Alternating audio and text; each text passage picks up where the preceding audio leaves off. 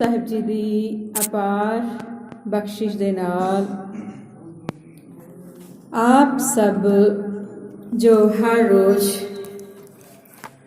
ਧੰਨ ਧੰਨ ਸਾਹਿਬ ਸ਼੍ਰੀ ਗੁਰੂ ਗ੍ਰੰਥ ਸਾਹਿਬ ਜੀ ਮਹਾਰਾਜ ਜੀ ਦੀ ਲੜੀਵਾਰ ਕਥਾ ਸ਼ਰਵਣ ਕਰਦੇ ਹੋ,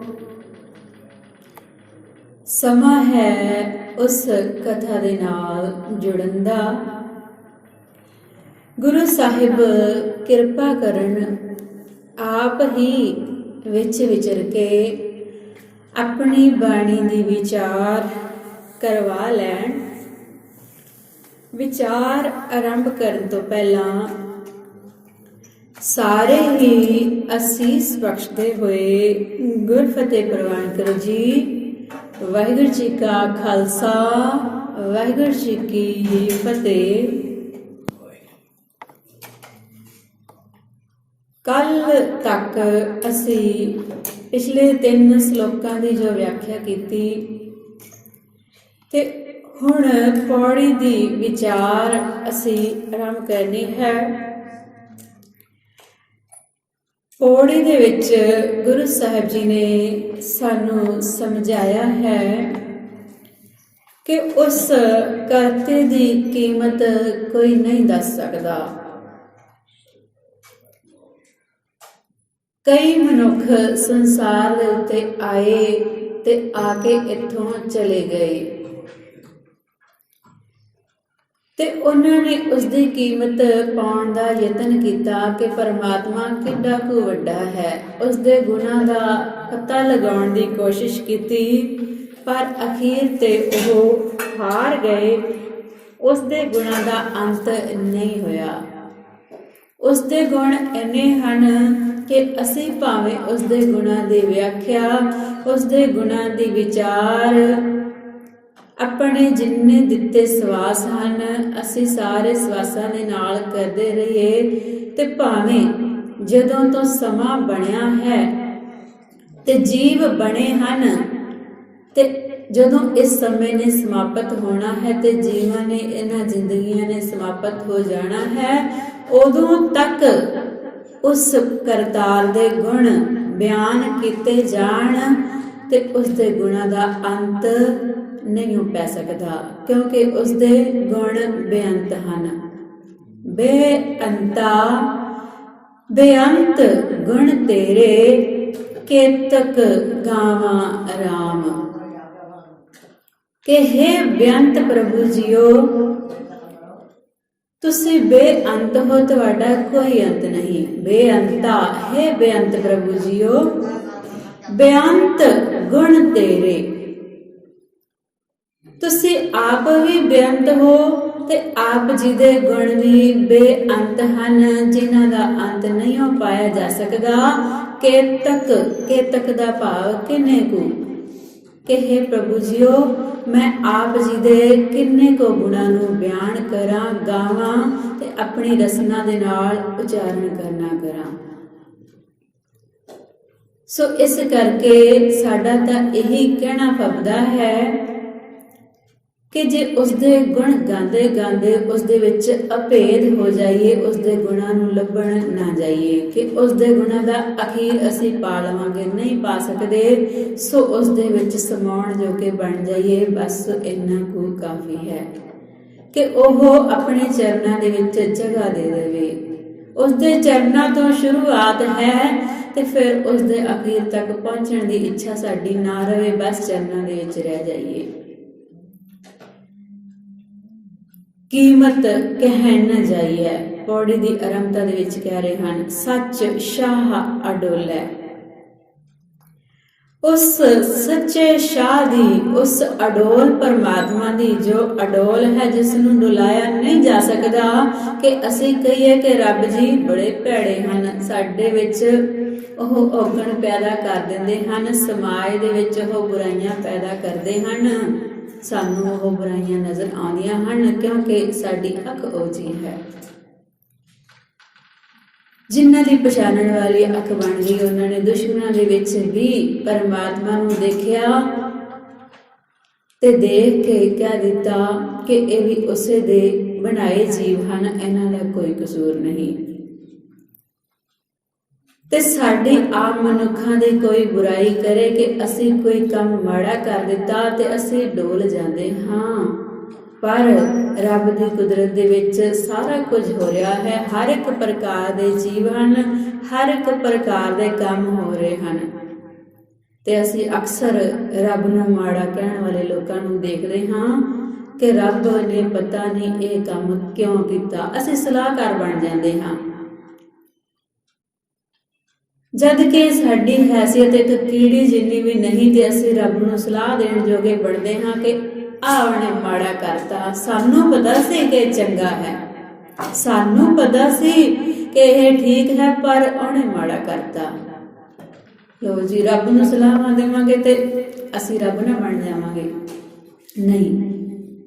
ਸੋ ਸਾਨੂੰ ਨਿਮਰਤਾ ਦੇ ਨਾਲ ਉਸਦੇ ਅੱਗੇ, ਕਿਉਂਕਿ ਜਿਹਦੇ ਅੱਗੇ ਸਾਡਾ ਵੱਸ ਹੀ ਨਹੀਂ ਚੱਲਦਾ, ਜ਼ੋਰ ਨਾ ਮੰਗਣ ਦੇਣ ਨਾ ਜ਼ੋਰ।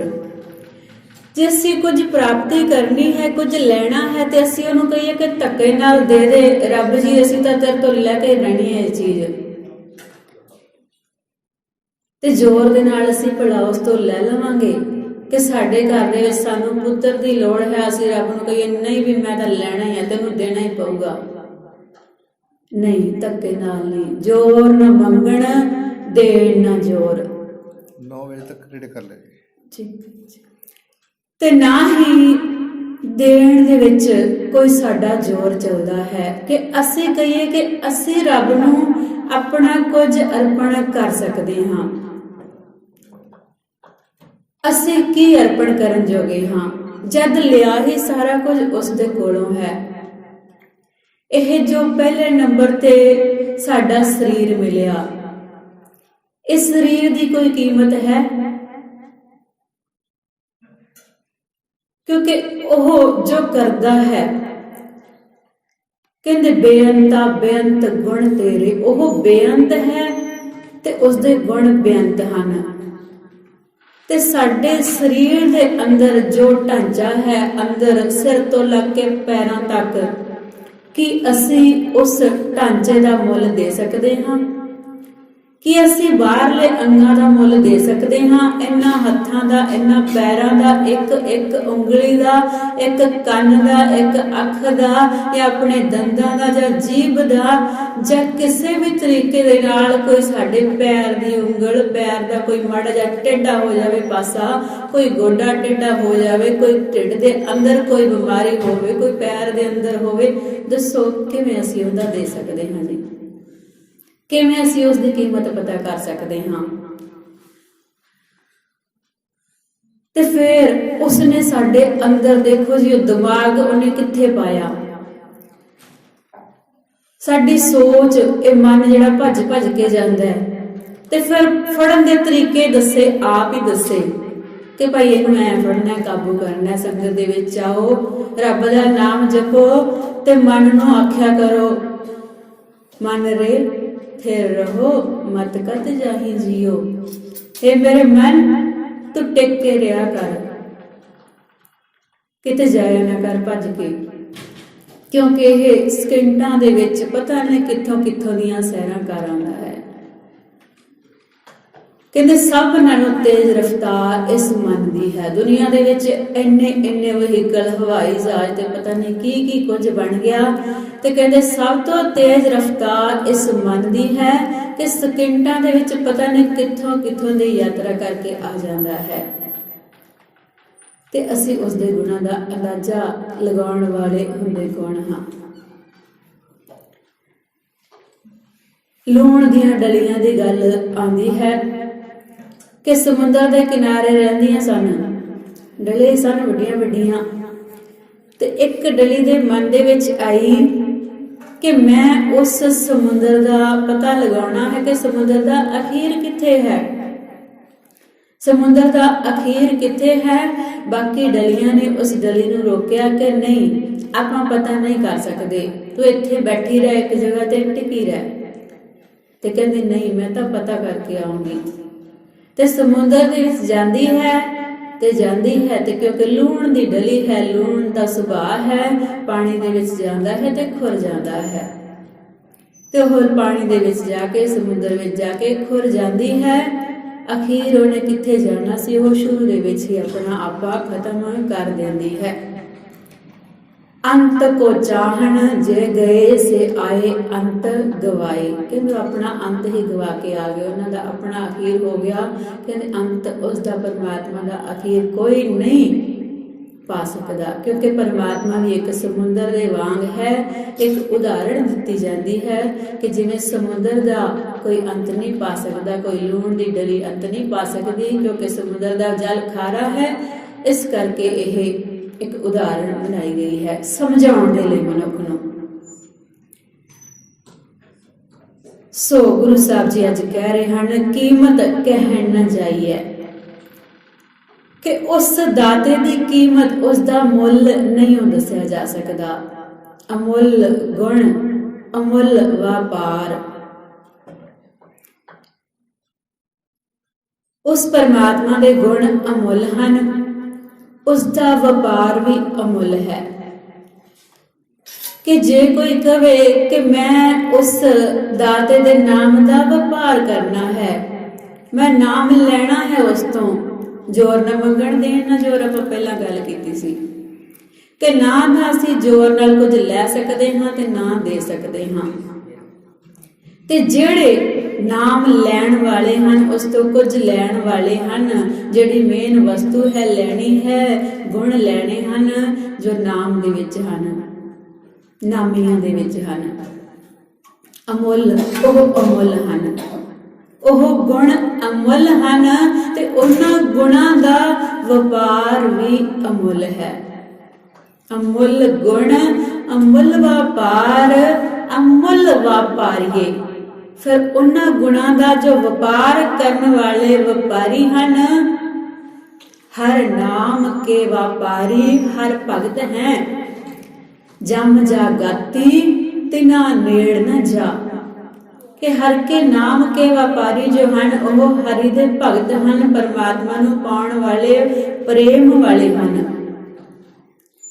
ਤੇ ਜੋ ਪਰਮਾਤਮਾ ਨੂੰ ਪਿਆਰ ਕਰਦੇ ਹਨ, ਉਹ ਸਾਰੀ ਖਲਕਤ ਨੂੰ ਪਿਆਰ ਕਰਦੇ ਹਨ।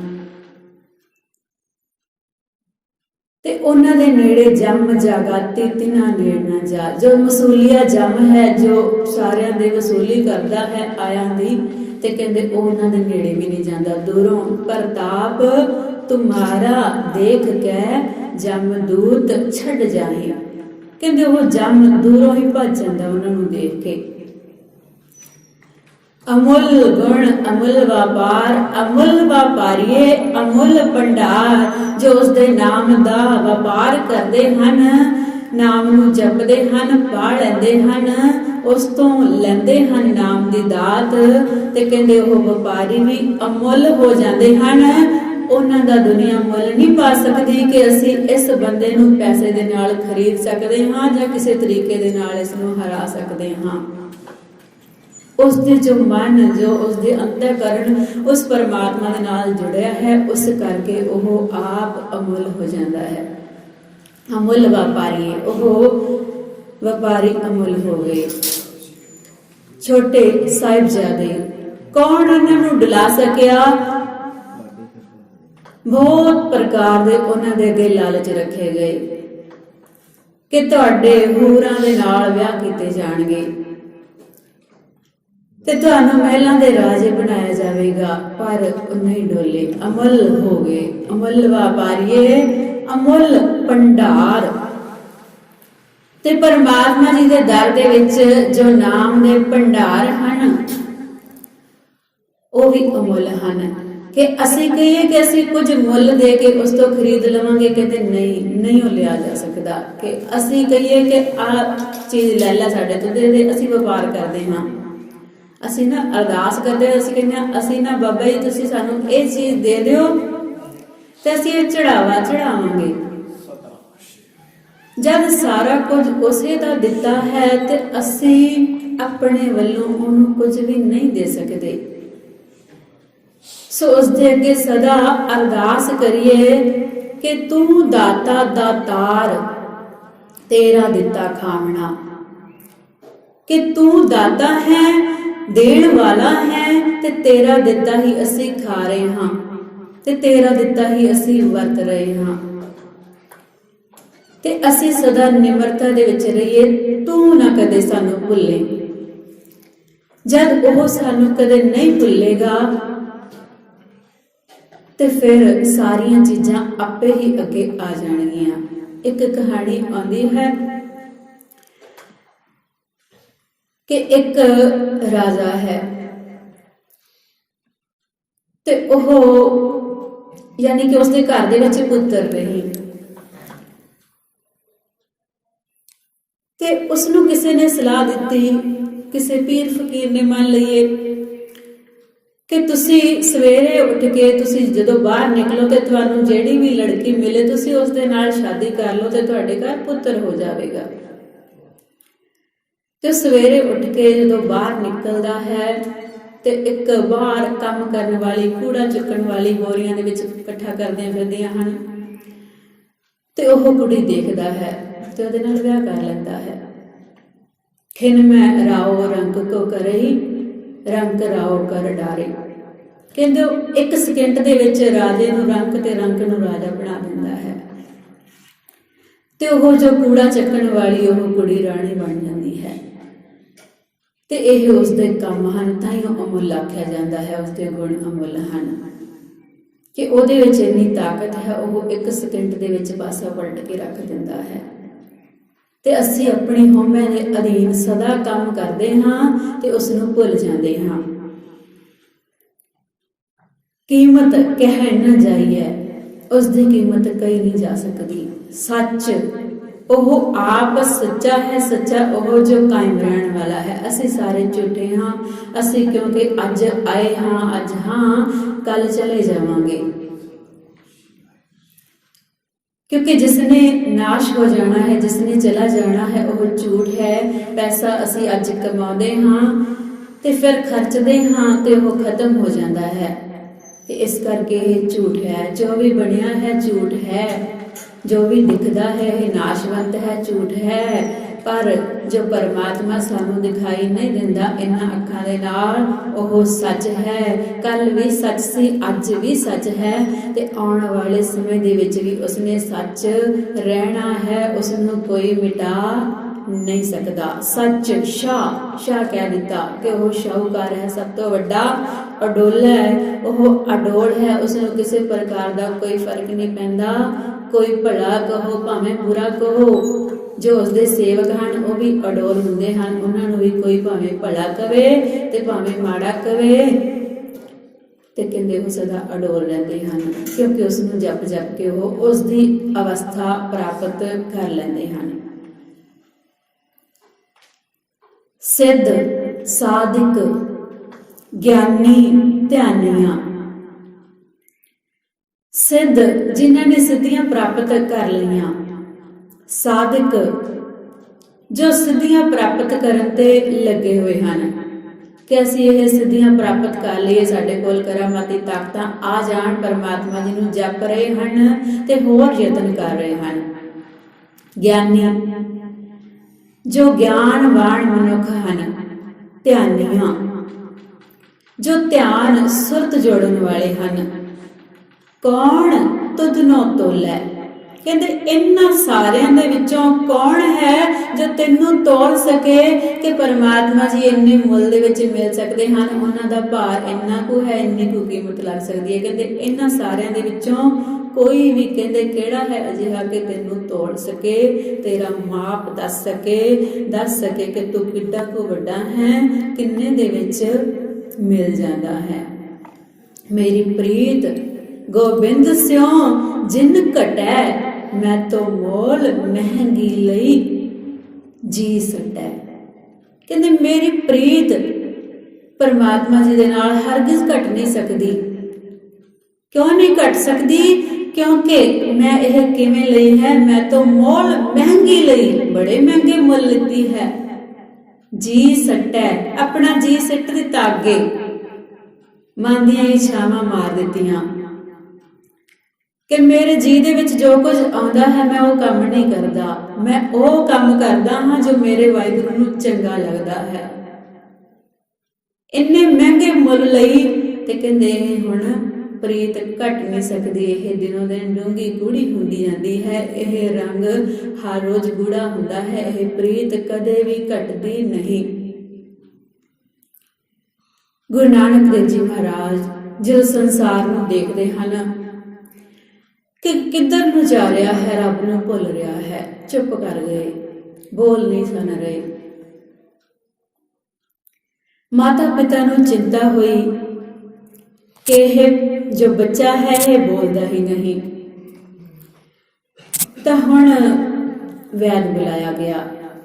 ਮਾਤਾ ਜੀ ਨੂੰ ਬੜੀ ਚਿੰਤਾ ਸੀ ਕਿ ਮੇਰਾ ਬੇਟਾ ਹੈ, ਪੁੱਤਰ ਹੈ, ਤੇ ਇਹ ਬੋਲੇ, ਗੱਲਬਾਤ ਕਰੇ। ਤੇ ਜਦੋਂ ਵੈਦ ਨੇ ਬਾਂਹ ਪਕੜ ਕੇ ਦੇਖਿਆ ਤਾਂ ਹੁਣ ਉਸ ਨੂੰ ਰੋਗ ਦੀ ਸਮਝ ਨਾ ਆਵੇ, ਕਿਉਂਕਿ ਗੁਰੂ ਜੀ ਤੰਦਰੁਸਤ ਹਨ। ਕਿਉਂਕਿ ਜਿਸ ਨੂੰ ਕੋਈ ਬਿਮਾਰੀ ਹੋਵੇ ਤਾਂ ਫੜੀ ਜਾਵੇ, ਤੇ ਤੰਦਰੁਸਤ ਦੀ ਬਿਮਾਰੀ ਕਿਵੇਂ ਕੋਈ ਪਕੜੇ। ਤੇ ਹੁਣ ਉਹ ਨਬਜ਼ ਦੇਖਦਾ ਹੈ। ਵੈਦ ਬੁਲਾਇਆ ਵੈਦਗੀ, ਪਕੜ ਟੰਡੋਲੇ ਬਾਂਹ, ਭੋਲਾ ਵੈਦ ਨ ਜਾਣਹੀ, ਕਰਤ ਕਲੇਜੇ ਮਾਂ। ਕਹਿੰਦੇ ਵੈਦ ਬੁਲਾਇਆ ਗਿਆ ਤੇ ਬਾਂਹ ਪਕੜ ਕੇ ਦੇਖਦਾ ਹੈ, ਟਡੋਲਦਾ ਹੈ ਨਬਜ਼ ਨੂੰ, ਤੇ ਪਰ ਉਹ ਵੈਦ ਕਹਿੰਦੇ ਭੋਲਾ ਹੈ ਕਿ ਜਿਹੜਾ ਰੋਗ ਹੈ ਉਹ ਸਾਡੇ ਅੰਦਰ ਲੱਗਿਆ ਹੈ। ਮੈਂ ਤਾਂ ਮੋਲ ਮਹਿੰਗੀ ਲਈ ਜੀ ਸਟੈ। ਇਹ ਅੰਦਰਲਾ ਰੋਗ ਕਹਿੰਦੇ ਬਾਹਰਲੇ ਵੈਦ ਨੂੰ ਸਮਝ ਨਹੀਂ ਆ ਸਕਦਾ। ਗੁਰੂ ਨਾਨਕ ਦੇਵ ਜੀ ਦਾ ਇਹ ਸ਼ਲੋਕ ਹੈ ਤੇ ਗੁਰੂ ਅੰਗਦ ਦੇਵ ਜੀ ਮਹਾਰਾਜ ਜੀ ਨੇ ਨਾਲ ਹੀ ਸ਼ਲੋਕ ਇੱਕ ਇਸ ਦੇ ਨਾਲ ਦਾ ਲਿਖਿਆ ਕਿ हे ਵੈਦ, ਵੈਦਾ ਵੈਦ ਸੁਵੈਦ ਤੂੰ। हे ਵੈਦ ਤੂੰ ਸੁਵੈਦ, ਚੰਗਾ ਵੈਦ ਤਾਂ ਹੈ, ਅਸਲੀ ਵੈਦ ਤਾਂ ਹੈ।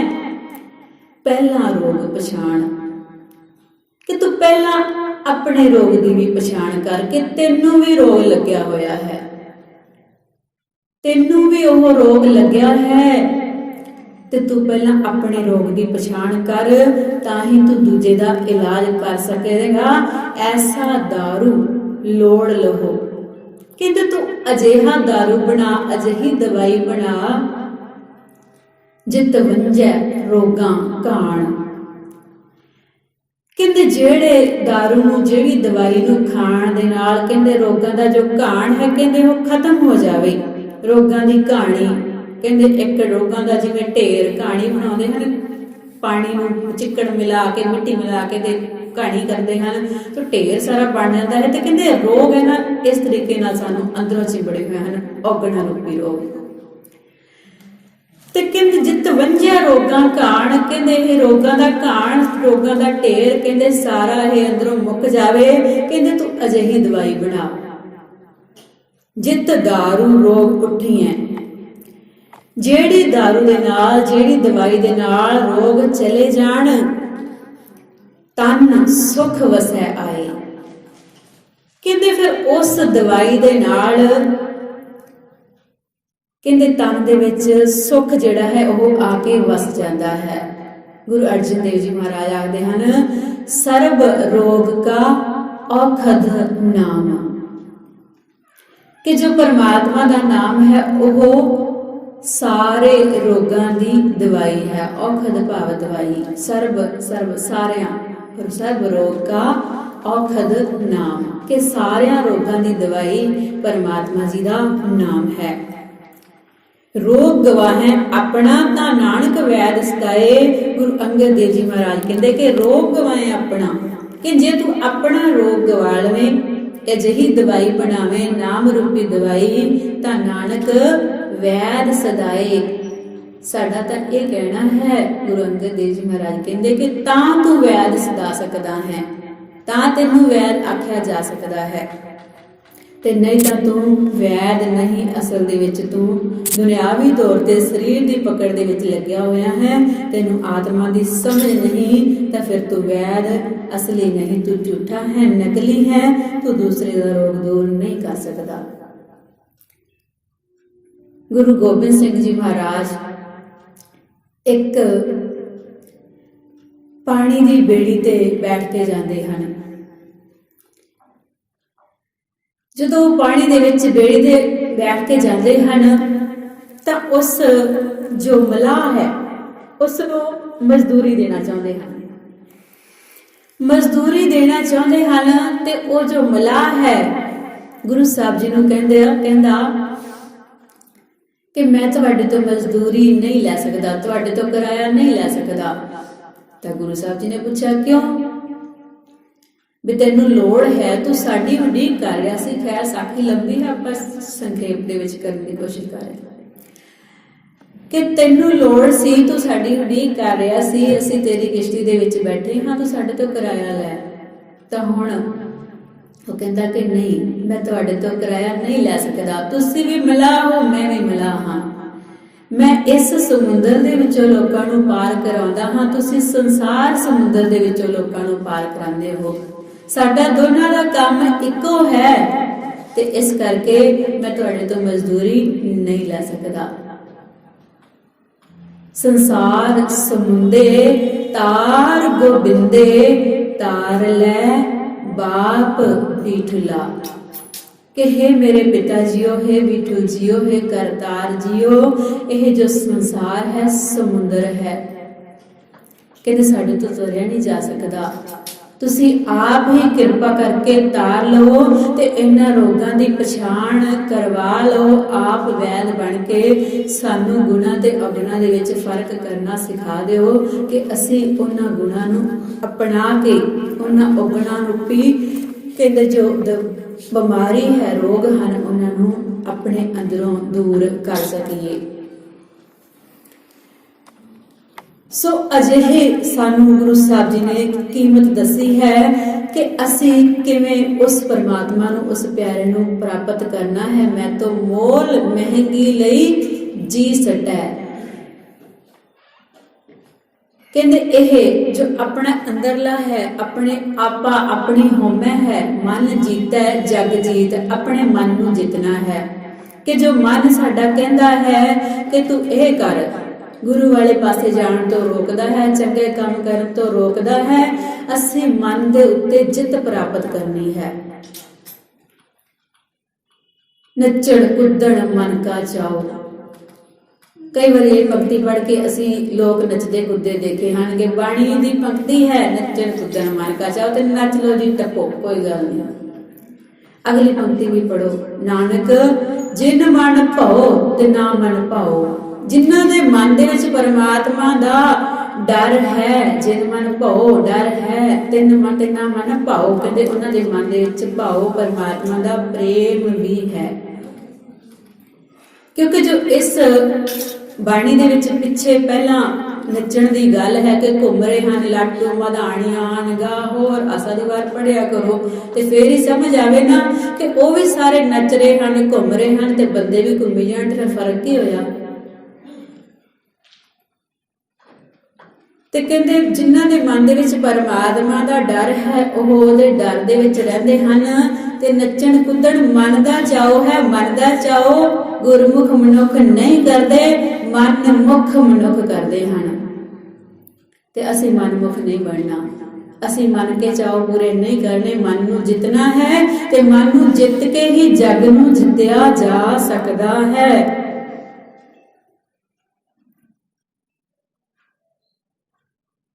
ਨਾਚ ਰੇ ਮਨ ਗੁਰ ਕੈ ਆਗਿਆ। ਆਗਿਆ ਦੇ ਵਿੱਚ ਨਾ ਥੋੜਾ ਜਿਹਾ ਆਗਿਆ ਆਉਂਦਾ ਕਿ ਆਗਿਆ ਲਿਖਿਆ, ਆਗਿਆ ਸ਼ਬਦ ਏਦਾਂ ਹੀ ਹੋਇਆ। ਆਗਿਆ ਦਾ ਭਾਵ ਆਗਿਆ ਦੇ ਵਿੱਚ ਕਿ ਕਿਵੇਂ ਨੱਚ, ਗੁਰੂ ਦੀ ਆਗਿਆ ਦੇ ਵਿੱਚ ਨੱਚ। ਜੋ ਗੁਰ ਕਹੈ ਸੋਈ ਭਲ ਮਾਨੋ। ਗੁਰੂ ਇਹ ਨਹੀਂ ਕਹਿੰਦਾ ਕਿ ਨੱਚਣ ਲੱਗ ਜਾ ਤਾੜੀਆਂ ਮਾਰ ਕੇ, ਇਹ ਕਹਿੰਦੇ ਇਹ ਉਹਦੇ ਹੱਥਾਂ ਦੀ ਕਠਪੁਤਲੀ ਹੈ। ਜਿਵੇਂ ਨਚਾਉਂਦਾ ਕੋਈ ਉਵੇਂ ਨੱਚਦਾ ਹੈ, ਭਾਵ ਕਿ ਜਿਵੇਂ ਕੰਮ ਕੋਈ ਕਰਾਉਂਦਾ ਤੇ ਉਵੇਂ ਕਰਦਾ। ਅਸੀਂ ਆਮ ਸੰਸਾਰ ਦੇ ਵਿੱਚ ਇਹ ਕਹਾਵਤਾਂ ਵਰਤਦੇ ਹਾਂ ਲਫ਼ਜ਼, ਤੇ ਫਿਰ ਗੁਰਬਾਣੀ ਨੂੰ ਅਸੀਂ ਗਲਤ ਕਿਉਂ ਸਮਝ ਲੈਂਦੇ ਹਾਂ। ਯਤਨ ਕਰੀਏ ਕਿ ਸਮਝ ਕੇ ਫੇਰ ਹੀ ਚੱਲੀਏ ਕਿ ਐ ਨਹੀਂ ਕਿ ਬਾਣੀ ਪੜ੍ਹੀ ਤੇ ਸਮਝ ਲਿਆ ਆਪਦੀ, ਸਾਡੇ ਮਨ ਦੀ ਮਰਜ਼ੀ ਹੈ ਨੱਚਣਾ ਤੇ ਅਸੀਂ ਉਸ ਅਨੁਸਾਰ ਅਰਥ ਕਰ ਲਏ, ਫਿਰ ਤਾਂ ਅਸੀਂ ਬਹੁਤ ਗਲਤ ਜਾ ਰਹੇ ਹਾਂ। ਪਰ ਮਨ ਜਾਣਤ ਸਭ ਬਾਤ, ਜਾਣਤ ਹੀ ਔਗਣ ਕਰੈ। ਕਿ ਮਨ ਸਾਰੀਆਂ ਗੱਲਾਂ ਜਾਣਦਾ ਹੈ ਕਿ ਕਿਹੜੀ ਠੀਕ ਹੈ ਕਿਹੜੀ ਗਲਤ ਹੈ, ਪਰ ਜਾਣਤ ਹੀ ਔਗਣ ਕਰੈ। ਇਹ ਸਾਡੇ ਵਰਗਿਆਂ ਲਈ ਹੈ ਜੋ ਬੋਲਦੇ ਹਨ, ਫਿਰ ਵੀ ਬੋਲ ਬੋਲ ਕੇ ਸਮਝ ਸਮਝ ਕੇ ਫਿਰ ਵੀ ਗਲਤ ਕਰੀ ਜਾ ਰਹੇ ਹਾਂ, ਭੁੱਲਾਂ ਹੋ ਜਾਂਦੀਆਂ ਹਨ। ਗੁਰੂ ਦੇ ਅੱਗੇ ਉਸ ਤੋਂ ਬਖਸ਼ਾ ਲਈਏ ਕਿ ਉਹ ਆਪ ਹੀ ਸਮਤ ਵਿਵੇਕ ਬੁੱਧ ਬਖਸ਼ਿਸ਼ ਕਰੇ। ਕਾਹੇ ਕੀ ਕੁਸਲਾਤ ਹਾਥ ਦੀਪ ਕੁਏ ਪਰੈ। ਕੁਸਲਾਤ ਹੁੰਦਾ ਹੈ ਚੰਗਾ ਹੋਣਾ, ਕੁਝ ਠੀਕ ਹੋ ਜਾਣਾ। ਕਹਿੰਦੇ ਠੀਕ ਕਿਵੇਂ ਹੋ ਸਕਦਾ ਸਭ ਕੁਝ? ਹਾਥ ਦੀਪ, ਕਹਿੰਦੇ ਇਸ ਮਨੁੱਖ ਦੇ ਹੱਥ ਦੇ ਵਿੱਚ ਦੀਵਾ ਫੜਿਆ ਹੋਇਆ ਹੈ, ਕੂਏ ਪਰੈ, ਇਹ ਖੂਹ ਦੇ ਵਿੱਚ ਡਿੱਗ ਰਿਹਾ ਹੈ। ਮਨ ਜਾਣਤ ਸਭ ਬਾਤ, ਮਨ ਜਾਣਦਾ ਹੈ ਹੱਥ ਦੇ ਵਿੱਚ ਇਹਦੇ ਦੀਵਾ ਹੈ, ਕੁਸ਼ਲ ਕਿਵੇਂ ਹੋ ਸਕਦੀ ਹੈ? ਕਹਿੰਦੇ ਇਹ ਦੀਵਾ ਹੁੰਦੇ ਹੋਏ ਖੂਹ ਦੇ ਵਿੱਚ ਡਿੱਗ ਰਿਹਾ ਹੈ, ਕਹਿੰਦੇ ਠੀਕ ਨਹੀਂ ਹੋ ਸਕਦਾ। ਸੋ ਜੇ ਅਸੀਂ ਗੁਰੂ ਦਰ ਤੇ ਆਉਂਦੇ ਹਾਂ, ਕਥਾ ਕਹਾਣੀਆਂ ਸੁਣਦੇ ਹਾਂ, ਬਾਣੀ ਪੜ੍ਹਦੇ ਹਾਂ, ਤੇ ਉਹ ਸਾਡੇ ਜੀਵਨ ਦਾ ਹਿੱਸਾ ਬਣ ਜਾਣ, ਇਸ ਦੇ ਲਈ ਅਸੀਂ ਅਰਦਾਸ ਕਰਿਆ ਕਰੀਏ ਕਿ ਗੁਰੂ ਸਾਹਿਬ ਜੀ ਨੇ ਜੋ ਸਾਡੇ ਉੱਤੋਂ ਆਪਣੇ ਲਾਇਕ 4 ਸਾਹਿਬਜ਼ਾਦੇ ਵਾਰੇ ਹਨ,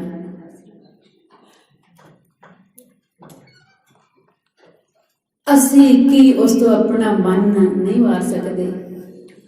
ਅਸੀਂ ਮਨ ਦੀਆਂ ਇੱਛਾਵਾਂ ਨਹੀਂ ਵਾਰ ਸਕਦੇ? ਕਿ ਅਸੀਂ ਐਡੇ ਲਾਲਚੀ ਹਾਂ, ਅਕਿਰਤ ਘਣ ਹਾਂ? ਕਿਉਂ ਅਸੀਂ ਉਸ ਦੇ ਗੁਣਾਂ ਨੂੰ ਭੁੱਲ ਜਾਂਦੇ ਹਾਂ? ਕਿ ਉਹਨਾਂ ਨੇ ਸਾਨੂੰ ਦੇਖ ਕੇ ਆਖਿਆ ਸੀ कि इन पुत्रन के शीस परिवार दिए सुत चार, चार मुए तो क्या हुआ जीवत कई हजार। गुरु तेग बहादुर साहब जी महाराज जी ने जदों दिल्ली दे विच सीस दिता तां उन्हां पंडितां ने वादा अपने आप दे नाल कीता सी कि हिंदू परिवारां दे विचों हर एक परिवार दे विचों एक बच्चा गुरसिख जरूर बनाया जाएगा। पर अज जो माहौल जो दिखाई दे रहा है पिंडां दे विच, शहरां दे विच, लगातार हिंदू परिवारां दी तां असीं गल दूर बाद दी करांगे कि साडे सिख परिवारां दे विच एक बच्चा सिख रह जावे। सारे भुल रहे हैं गुरु साहब जी दे उपकारां नूं, गुरु साहब जी की दिती हुई उस मान मती सिखी नूं जिन्हां ने 1.25 लाख दे नाल एक लड़ा दिता सी। ते पहला उन्होंने 1.25 लाख बाहरले दुश्मनां नूं मारन तो पहला अंदरले दुश्मनां नूं मारन दी जाच सिखी सी कि यह जो अंदर मुहकम फौज हठली जिहड़ी जिद्दी अंदरली फौज है साडे अंदर, जो काम क्रोध लोभ मोह हंकार इन्हां दे चौधरी हन ते इन्हां दे अधीन हो ईर्खा द्वेष ते छोटे छोटे निरी फौज है इन्हां दी, जो साडे तो पाप कराउंदे हन। पाप करैं पंचां के बस रे, कि इन्हां पंचां दे वस होके कहंदे मनुख पाप करदा है ते तीरथ नाए कहें सब उतरे। ते असीं भी की करदे हां, मत्था टेक लैने हां, अरदास कराती, देग 10 रुपए की कराती, 5 की कराती ते बस जी तीरथ नाए कहें सब उतरे वाले हालात साडे बन चुके हैं। सो इन्हां गल्लां तो असीं पिछे जाना है ते गुरु दे वल कदम अगे धरना है। ते गुरु साहब जी सदा ही आखदे हन, भाई गुरदास जी दा फरमान है, चरण शरण गुर एक पिंडा जाए चल, कि गुरु दी चरण शरण दे वल तू एक कदम तां चक, सतगुर कोट पिंडा आग्या होए लेत है, कि जो सतगुरु है वह तेनू करोड़ा कदम अगे आके आप ले लवेगा। तेरे मन दे विच इच्छा जागृता होवे वह आप अगों तेनू ले लवेगा, संभाल लवेगा। ताइयों जो सियाणे महापुरख हन ओह इहो ही सिक्ख्या दिंदे हन कि कई बार कोई माता पिता अपने बच्चों नूं अमृत छकाउंदे हन ते सोचदे हन कि हले इसकी उम्र छोटी है भी अमृत की संभाल नहीं कर पावेगा। ते कई बार उन्होंने मना भी कर दिता जाता है कि चलो ना छकाओ, पर ਜਿਹੜਾ ਮਾਤਾ ਪਿਤਾ ਇਹ ਆਖ ਦਵੇ ਕਿ ਅਸੀਂ ਆਪਣੀ ਮਰਜ਼ੀ ਦੇ ਨਾਲ, ਆਪਣੀ ਹੈਸੀਅਤ ਦੇ ਨਾਲ ਅੰਮ੍ਰਿਤ ਨਹੀਂ ਛਕਾ ਰਹੇ, ਅਸੀਂ ਅੱਜ ਤੋਂ ਆਪਣੇ ਬੱਚੇ ਨੂੰ ਉਸ ਨੂੰ ਸੌਂਪ ਰਹੇ ਹਾਂ ਕਿ ਇਹਦੇ ਪਿਤਾ ਕਲਗੀਧਰ ਆਪ ਹਨ, ਮਾਤਾ ਸਾਹਿਬ ਕੌਰ ਇਹਦੀ ਬਣ ਜਾਵੇਗੀ, ਅਸੀਂ ਇਹਦੇ ਦੁਨਿਆਵੀ ਮਾਤਾ ਪਿਤਾ ਹਾਂ। ਅਸੀਂ ਇਹ ਕਰ ਸਕਦੇ ਹਾਂ ਕਿ ਇਸ ਨੂੰ ਉਹਦੇ ਨਾਲ ਜੋੜ ਦਈਏ। ਅੱਜ ਤੋਂ ਬਾਅਦ ਜੇ ਇਹਦੇ ਮਾਤਾ ਪਿਤਾ ਉਹ ਬਣ ਜਾਣਗੇ ਤੇ ਉਹਨਾਂ ਦੀ ਆਪਣੀ ਡਿਊਟੀ ਬਣ ਜਾਵੇਗੀ ਕਿ ਉਹ ਆਪ ਇਸ ਤੋਂ ਅੰਮ੍ਰਿਤ ਦੀ ਸੰਭਾਲ ਕਰਵਾਉਣਗੇ। ਮਨ ਦੇ ਵਿੱਚ ਵਿਸ਼ਵਾਸ, ਸ਼ਰਧਾ ਤਾਂ ਹੋਵੇ ਕਿ ਗੁਰੂ ਕਰ ਸਕਦਾ ਹੈ, ਉਹਦੇ ਉੱਤੇ ਭਰੋਸਾ ਤਾਂ ਰੱਖੋ, ਉਹ ਕਰ ਲਵੇਗਾ। ਉਹਦੇ ਤੇ ਛੱਡ ਤਾਂ ਦਿਓ, ਬਸ ਲੋੜ ਹੈ ਛੱਡਣ ਦੀ। ਨਹੀਂ ਤਾਂ ਕਹਿੰਦੇ ਸਿੱਧ ਸਾਧਿਕ ਗਿਆਨੀ ਧਿਆਨੀਆਂ ਕੌਣ ਤੁਧ ਨੂੰ ਤੋਲੇ, ਕਹਿੰਦੇ ਇਹ ਜੋ ਹਨ ਕਹਿੰਦੇ ਤੈਨੂੰ ਤੋਲ ਨਹੀਂ ਸਕਦੇਗੇ। ਬਸ ਲੋੜ ਹੈ ਉਸ ਦੇ ਨਾਲ ਜੁੜਨ ਦੀ, ਲੂਣ ਦੀ ਡਲੀ ਦੇ ਵਾਂਗ ਉਸ ਦੇ ਵਿੱਚ ਸਮਾ ਜਾਣ ਦੀ। ਉਸ ਦਾ ਥਾਂ ਪਤਾ ਨਾ ਪਾਈਏ, ਉਸ ਦੇ ਵਿੱਚ ਸਮਾ ਜਾਈਏ। ਭੰਨਣ ਘੜਨ ਸਮਰੱਥ ਹੈ ਉਹ ਜੋ ਦਾਤਾ ਹੈ, ਭੰਨਣ ਘੜਨ, ਕਹਿੰਦੇ ਭੰਨ ਵੀ ਸਕਦਾ ਹੈ, ਘੜ ਵੀ ਸਕਦਾ ਹੈ। ਅਸੀਂ ਚੀਜ਼ ਤੋੜ ਦਿੰਦੇ ਹਾਂ, ਸਾਡੇ ਤੋਂ ਜੋੜੀ ਨਹੀਂ ਜਾ ਸਕਦੇ ਉਸ ਤਰੀਕੇ ਦੇ ਨਾਲ, ਪਰ ਉਹ ਜੋ ਦਾਤਾ ਹੈ ਭੰਨ ਵੀ ਸਕਦਾ ਹੈ, ਫਿਰ ਘੜ ਵੀ ਸਕਦਾ ਹੈ। ਉਹ ਜਿਉਂਦਿਆਂ ਨੂੰ ਪ੍ਰਭ ਭਾਵੈ, ਬਿਨ ਸਾਸ ਤੇ ਰੱਖੈ, ਉਹਨੂੰ ਚੰਗਾ ਲੱਗੇ ਤੇ ਸਵਾਸਾਂ ਤੋਂ ਬਿਨਾਂ ਵੀ ਉਹ ਰੱਖ ਸਕਦਾ ਹੈ। ਉਹ ਜਿਉਂਦਿਆਂ ਨੂੰ ਮੁਰਦੇ ਤੇ ਮੁਰਦਿਆਂ ਨੂੰ ਜਿਉਂਦੇ ਕਰ ਸਕਦਾ ਹੈ। ਪਿਛਲੇ ਸ਼ਲੋਕ ਦੇ ਵਿੱਚ ਅਸੀਂ ਪੜ੍ਹਿਆ ਸੀ ਇਸ ਪੌੜੀ ਤੋਂ ਪਹਿਲਾਂ, ਮੁਆ ਜਿਵੰਦਾ ਵੇਖ ਜੀਵਨ ਦੇ ਮਰ ਜਾਣ। ਅਸਲ ਦੇ ਵਿੱਚ ਜਿਉਂਦੇ ਮਰੇ ਕਿਹੜੇ ਹਨ? ਜਿਹੜੇ ਆਤਮਿਕ, ਜਿਨ੍ਹਾਂ ਦੀ ਜਿਉਂਦੀ ਹੈ ਆਤਮਾ, ਜਿਨ੍ਹਾਂ ਦੀ ਜ਼ਮੀਰ ਜਾਗਦੀ ਹੈ, ਉਹ ਜਿਉਂਦੇ ਹਨ, ਬਾਕੀ ਸਾਰੇ ਮਰੇ ਹੋਏ ਹਨ। ਕਹਿੰਦੇ ਬਾਕੀਆਂ ਨੂੰ ਮਰੇ ਸਮਝੋ ਤੇ ਜਿਨ੍ਹਾਂ ਦੀ ਆਤਮਾ ਜਿਉਂਦੀ ਹੈ ਉਹਨਾਂ ਨੂੰ ਜਿਉਂਦੇ ਸਮਝਣਾ ਕਰੋ। ਤੇ ਉਹ ਭੰਨਣ ਘੜਨ ਅਜਿਹੀ ਆਤਮਾ ਸਾਡਾ ਆਤਮਿਕ ਜੀਵਨ ਬਣਾਉਣ ਦੇ ਵੀ ਸਮਰੱਥ ਹੈ ਤੇ ਬਿਨ ਸਾਸ ਤੇ ਰੱਖੇ ਵਾਲੀ ਵੀ ਉਹ ਆਪਣੇ ਵਿੱਚ ਸਮਰੱਥਾ ਰੱਖਦਾ ਹੈ। ਉਹ ਪਤ ਸਭ ਪਰ ਲੈ, ਕਹਿੰਦੇ ਉਤਪਤੀ ਵੀ ਉਹ ਕਰ ਸਕਦਾ ਹੈ ਤੇ ਪਰਲੋ ਵੀ ਉਹ ਕਰ ਸਕਦਾ ਹੈ। ਉਹ ਸਭ ਕੁਝ ਕਰਨ ਕਾਰਨ ਸਮਰੱਥ ਹੈ। ਕਰਨ ਕਾਰਨ ਸਮਰੱਥ ਹੈ, ਘਟ ਘਟ ਸਭ ਬੋਲੇ। ਕਹਿੰਦੇ ਉਹ ਕਰਨ ਕਾਰਨ ਦੇ ਸਮਰੱਥ ਹੈ ਤੇ ਹਰ ਇੱਕ ਹਿਰਦੇ ਦੇ ਅੰਦਰ ਉਹ ਆਪ ਹੀ ਬੋਲ ਰਿਹਾ ਹੈ। ਉਸ ਦੀ ਦਿੱਤੀ ਹੋਈ ਰੋਹ ਹੀ ਜੀਵਨ ਰੋਹ ਚੱਲ ਰਹੀ ਹੈ। ਸਾਰੇ ਹਿਰਦਿਆਂ ਦੇ ਸਾਰਿਆਂ ਦੇ ਅੰਦਰ ਉਹ ਆਪ ਬੈਠਾ ਬੋਲ ਰਿਹਾ ਹੈ। ਸਾਡੀ ਕੋਈ ਪਾਇਆ ਨਹੀਂ ਕਿ ਅਸੀਂ ਆਪਣੇ ਆਪ ਕੁਝ ਬੋਲ ਸਕੀਏ। ਉਹ ਗੂੰਗਿਆਂ ਤੋਂ ਗੀਤਾ ਦੇ ਅਰਥ ਕਰਵਾ ਦਿੰਦਾ ਹੈ ਤੇ ਬੜੇ ਜਿਹੜੇ ਆਪਣੇ ਆਪ ਨੂੰ ਸਮਝਦਾਰ ਹਰਨਕਸ਼ ਵਰਗੇ ਸਮਝਦੇ ਹਨ, ਉਹਨਾਂ ਦੀ ਉੱਥੇ ਆ ਕੇ ਬੋਲਦੀ ਬੰਦ ਕਰ ਦਿੰਦਾ ਹੈ ਕਿ ਜਿੱਥੇ ਉਹ ਕਹਿੰਦੇ ਹਨ ਕਿ ਸਾਨੂੰ ਕੋਈ ਵੀ ਨਹੀਂ ਮਾਰ ਸਕਦਾ, ਉਹਨਾਂ ਨੂੰ ਵੀ ਆ ਕੇ ਖਤਮ ਕਰ ਦਿੰਦਾ ਹੈ। ਉਸ ਦੇ ਕੋਲ ਐਡਾ ਵੱਡਾ ਦਿਮਾਗੀ ਸ਼ਕਤੀ ਤੇ ਹਰ ਇੱਕ ਪ੍ਰਕਾਰ ਦੀ ਸਮਰੱਥਾ ਹੈ। ਉਹ ਸਾਰਾ ਕੁਝ ਕਰਾਉਣ ਵਾਲਾ ਹੈ। ਰਿਜ਼ਕ ਸਮਾਹੇ ਸਭ ਸੈ, ਕਿਆ ਮਾਨਸ ਡੋਲੇ। ਕਹਿੰਦੇ ਉਹ ਸਾਰਿਆਂ ਨੂੰ ਰਿਜ਼ਕ ਸਮਾਹੇ, ਕਹਿੰਦੇ ਅਪੜਾਉਂਦਾ ਹੈ। ਕਿਆ ਮਾਨਸ ਡੋਲੇ, ਮਨੁੱਖ ਹੀ ਡੋਲਦਾ ਵੀ ਮਨੁੱਖ ਹੀ ਹੈ। ਪਸ਼ੂ ਪੰਛੀਆਂ ਕੋਲ ਕੋਈ ਹੱਥ ਨਹੀਂ, ਕੋਈ ਕਿਰਤਕਾਰ ਨਹੀਂ ਕਰਦੇ, ਉਹ ਤਾਂ ਕਦੇ ਨਹੀਂ ਡੋਲਦੇ। ਮਨੁੱਖ ਡੋਲਦਾ ਹੈ, ਇਹ ਕਿਰਤ ਵੀ ਕਰ ਲੈਂਦਾ ਹੈ, ਇਹਨੂੰ ਹੱਥ ਪੈਰ ਦਿੱਤੇ ਹਨ, ਪਰ ਫਿਰ ਵੀ ਇਹ ਡੋਲ ਜਾਂਦਾ ਹੈ। ਕਹਿੰਦੇ ਹੈ ਮਨੁੱਖ ਤੂੰ ਕਿਉਂ ਡੋਲਦਾ ਹੈ? ਉਹ ਸਾਰਾ ਕੁਝ ਆਪ ਕਰਨ ਸਮਰੱਥ ਹੈ, ਤੈਨੂੰ ਵੀ ਉਹ ਰਿਜ਼ਕ ਦੇਵੇਗਾ। ਗਹਿਰ ਗੰਭੀਰ ਅਥਾਹ ਤੂੰ, ਗੁਣ ਗਿਆਨ ਅਮੁੱਲ ਹੈ। ਹੇ ਦਾਤਾ ਜੀਓ, ਤੁਸੀਂ ਗਹਿਰ ਹੋ, ਬਹੁਤ ਡੂੰਘੇ ਹੋ, ਤੁਹਾਨੂੰ ਸਮਝਿਆ ਨਹੀਂ ਜਾ ਸਕਦਾ, ਤੁਹਾਡੀ ਡੂੰਘਾਈ ਦਾ ਪਤਾ ਨਹੀਂ ਲਗਾਇਆ ਜਾ ਸਕਦਾ ਕਿ ਤੁਸੀਂ ਕਿੱਥੋਂ ਕੁ ਤੱਕ ਹੋ। ਗੰਭੀਰ, ਤੁਸੀਂ ਡੂੰਘੇ ਸਿਗਰੇ ਵਾਲੇ ਹੋ। ਅਥਾਹ ਹੋ, ਤੁਹਾਡੀ ਥਾਂ ਨਹੀਂ ਪਤਾ ਲਗਾਈ ਜਾ ਸਕਦੀ। ਗੁਣ ਗਿਆਨ ਅਮੁੱਲ ਹੈ। ਤੇ ਤੁਹਾਡੇ ਜੋ ਗੁਣ ਹਨ ਕਹਿੰਦੇ ਉਹ ਪਤਾ ਨਹੀਂ ਉਹ ਲਗਾਇਆ ਜਾ ਸਕਦਾ। ਤੁਹਾਡਾ ਜੋ ਗਿਆਨ ਹੈ ਉਸ ਦਾ ਵੀ ਮੁੱਲ ਨਹੀਂ ਹੋ ਪੈ ਸਕਦਾ। ਕਿ ਕੋਈ ਕਵੇ ਕਿ ਅਸੀਂ ਗਿਆਨ ਮੁੱਲ ਦੇ ਕੇ ਲੈ ਸਕਦੇ ਹਾਂ, ਕਹਿੰਦੇ ਨਹੀਂ, ਤੁਸੀਂ ਚਾਹੋ ਤੇ ਗਿਆਨ ਦੇ ਸਕਦੇ ਹੋ ਤੇ ਚਾਹੋ ਤੇ ਤੁਸੀਂ ਮੂਰਖ ਵੀ ਉਸ ਮਨੁੱਖ ਨੂੰ ਬਣਾ ਸਕਦੇ ਹੋ ਜੋ ਆਪਣੇ ਆਪ ਨੂੰ ਬਹੁਤ ਕੁਝ ਸਮਝਦਾ ਹੋਵੇ। ਸੋਈ ਕੰਮ ਕਮਾਵਣਾ ਕੀਆ ਧੁਰ ਮੌਲਾ।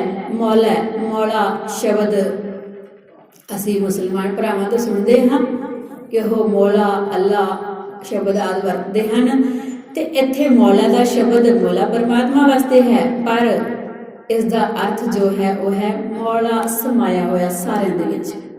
ਮੌਲਾ ਦਾ ਅਰਥ ਸ੍ਰਿਸ਼ਟੀ ਦੇ ਵਿੱਚ ਸਮਾਇਆ ਹੋਇਆ, ਕਿਉਂਕਿ ਪਰਮਾਤਮਾ ਜੀ ਦੇ ਜੋ ਵੀ ਨਾਮ ਹਨ ਕਿਸੇ ਵੀ ਧਰਮ ਦੇ ਵਿੱਚ ਲਏ ਜਾਂਦੇ ਹਨ ਉਸ ਦੇ ਅਰਥ ਹਨ, ਤਾਂ ਹੀ ਉਸ ਨੂੰ ਉਹਨਾਂ ਨਾਮਾਂ ਦੇ ਨਾਲ ਬੁਲਾਇਆ ਜਾਂਦਾ ਹੈ। ਸੋਈ ਕੰਮ ਕਮਾਵਣਾ ਕਹਿੰਦੇ ਉਹ ਕੰਮ ਹੀ ਕਮਾਉਣਾ ਚਾਹੀਦਾ ਹੈ ਜੋ ਕੀਆ ਧੁਰ ਮੌਲਾ। ਕਹਿੰਦੇ ਜੋ ਉਸ ਪਰਮਾਤਮਾ ਨੇ ਕੀਤਾ ਹੈ, ਸਾਡੇ ਲਈ ਬਣਾਇਆ ਹੈ, ਕਹਿੰਦੇ ਉਹ ਹੀ ਸਾਨੂੰ ਕਰਨਾ ਚਾਹੀਦਾ ਹੈ। ਤੁਦੋਂ ਬਾਹਰ ਕਿਛ ਨਹੀਂ ਨਾਨਕ ਗੁਣ ਬੋਲੇ। ਹੇ ਦਾਤਾਰ ਜੀਓ, ਤੁਹਾਡੇ ਤੋਂ ਬਾਹਰ ਕੁਝ ਵੀ ਨਹੀਂ। ਨਾਨਕ ਗੁਰੂ ਸਾਹਿਬ ਜੀ ਇੱਥੇ ਕਹਿ ਰਹੇ ਹਨ ਕਿ ਸਾਡਾ ਤਾਂ ਇਹੋ ਹੀ ਕਹਿਣਾ ਹੈ, ਬਣਦਾ ਹੈ ਕਿ ਅਸੀਂ ਤੁਹਾਡੇ ਗੁਣਾਂ ਦੀ ਬਸ ਸਿਰਫ ਉਹਨਾਂ ਨੂੰ ਪੁਕਾਰਿਆ ਕਰੀਏ, ਆਪ ਦੇ ਗੁਣਾਂ ਨੂੰ ਗਾਇਆ ਕਰੀਏ। ਬੋਲੇ ਦਾ ਭਾਵ ਗਾਉਣਾ, ਸਿਮਰਨ ਕਰਨਾ ਕਿ ਤੂੰ ਬਹੁਤ ਵੱਡਾ ਹੈ, ਤੇਰੇ ਵਿੱਚ ਬਹੁਤ ਪਾਵਰ ਹੈ, ਤੂੰ ਕਰਨ ਕਾਰਨ ਸਮਰੱਥ ਹੈ। ਜੋ ਪਹਿਲਾਂ ਗੱਲਾਂ ਆਖੀਆਂ ਹਨ ਪੌੜੀ ਦੇ ਵਿੱਚ ਕਿ ਅਸੀਂ ਤਾਂ ਵਾਹਿਗੁਰੂ ਵਾਹਿਗੁਰੂ ਕਰ ਸਕਦੇ ਹਾਂ। ਗੁਰ ਮੇਰੇ ਸੰਗ ਸਦਾ ਹੈ ਨਾਲੇ, ਸਿਮਰ ਸਿਮਰ ਤਿਸ ਸਦਾ ਸੰਭਾਲੇ। ਅਸੀਂ ਸਦਾ ਤੈਨੂੰ ਸਿਮਰ ਸਿਮਰ ਕੇ ਸੰਭਾਲ ਕੇ ਤੇਰਾ ਕੀਆ ਮਿੱਠਾ ਲਾਗੈ ਹਰ ਨਾਮ ਪਦਾਰਥ ਨਾਨਕ ਮੰਗੈ। ਜੋ ਤੂੰ ਕਰਦਾ ਹੈ ਉਹ ਤੇਰਾ ਕੀਤਾ ਮਿੱਠਾ ਸਮਝ ਕੇ ਤੇ ਹਰ ਨਾਮ ਪਦਾਰਥ ਤੇਰੇ ਨਾਮ ਰੂਪੀ ਪਦਾਰਥ ਨੂੰ ਅਸੀਂ ਸਦਾ ਮੰਗਦੇ ਰਹੀਏ। ਬਸ ਇਹੋ ਹੀ ਕਹਿੰਦੇ ਸਾਡੇ ਲਈ ਠੀਕ ਹੈ। ਸੋ ਗੁਰੂ ਸਾਹਿਬ ਜੀ ਨੇ ਅੱਜ ਜੋ ਪੌੜੀ ਦੀ ਵਿਚਾਰ ਸਾਨੂੰ ਦਿੱਤੀ ਹੈ ਕਿ ਪਰਮਾਤਮਾ ਬਹੁਤ ਵੱਡਾ ਹੈ, ਉਸਦੇ ਗੁਣਾਂ ਦਾ ਅੰਤ ਪਾਉਣ ਵੱਲ ਨਾ ਜਾਈਏ, ਉਸਦੇ ਗੁਣਾਂ ਨੂੰ ਆਪਣੇ ਜੀਵਨ ਦੇ ਵਿੱਚ ਅਪਣਾ ਸਕੀਏ ਤਾਂ ਕਿ ਸਾਡਾ ਜੋ ਜ਼ਿੰਦਗੀ ਸੰਸਾਰ ਦੇ ਵਿੱਚ ਆਇਆ ਹੈ ਉਹ ਸਫਲਾ ਹੋ ਸਕੇ। ਲੋਕ ਸੁਖੀਏ ਪਰਲੋਕ ਸੁਹੇਲੇ, ਨਾਨਕ ਹਰ ਪ੍ਰਭ ਆਪੇ ਮੇਲੇ ਵਾਲੀ ਅਵਸਥਾ ਹੋ ਸਕੇ। ਸੋ ਵਿਚਾਰ ਕਰਦਿਆਂ ਇੱਕ ਨਹੀਂ ਬੇਅੰਤ ਪ੍ਰਕਾਰ ਦੀਆਂ ਭੁੱਲਾਂ ਹੋ ਜਾਂਦੀਆਂ ਹਨ। ਗੁਰੂ ਸਾਹਿਬ ਅਤੇ ਗੁਰੂ ਸਾਹਿਬ ਦੀ ਸੰਗਤ ਬਖਸ਼ਣ ਯੋਗ ਹੈ। ਅਖੀਰ ਦੇ ਵਿੱਚ ਪਾਓ ਜੀ ਗੁਰਫਤਿਹ ਦੀ